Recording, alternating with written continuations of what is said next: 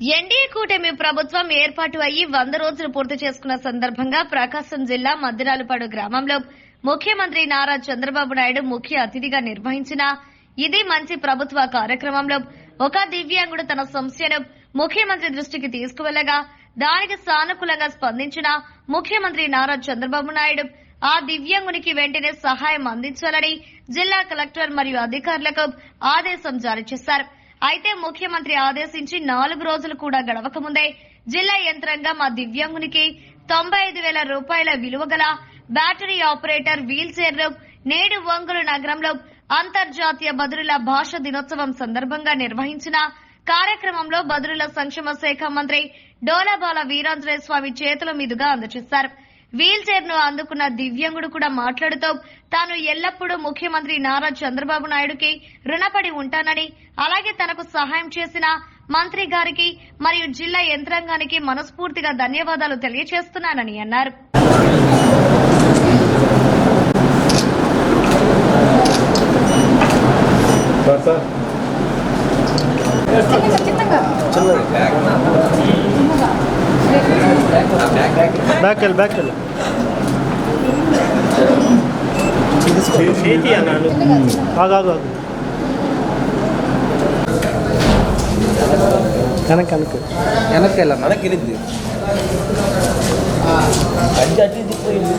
మొన్న మద్దిరాలపాడులో ముఖ్యమంత్రి గారిది ఇది మంచి ప్రభుత్వం కార్యక్రమం జరిగిన రోజు నేను అక్కడికి వెళ్ళడం జరిగింది. అక్కడికి వెళ్ళినప్పుడు నా పరిస్థితి మొత్తం ఆయనకు వివరంగా చెప్పడం జరిగింది. ఆయన సహృదయంతో ఆలోచించి మా మీద జాలి దయ చూపించి వెంటనే కలెక్టర్ గారికి ఆదేశాలు ఇవ్వడం జరిగింది.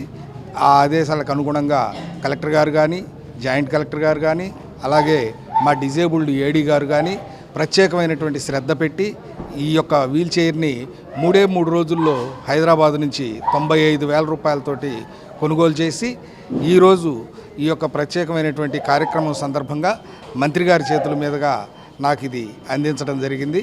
కావున అందరికీ పేరు పేరున జీవితాంతం రుణపడి ఉంటానని తెలియజేసుకుంటున్నాను. ప్రత్యేకంగా ధన్యవాదాలు ముఖ్యమంత్రి గారికి.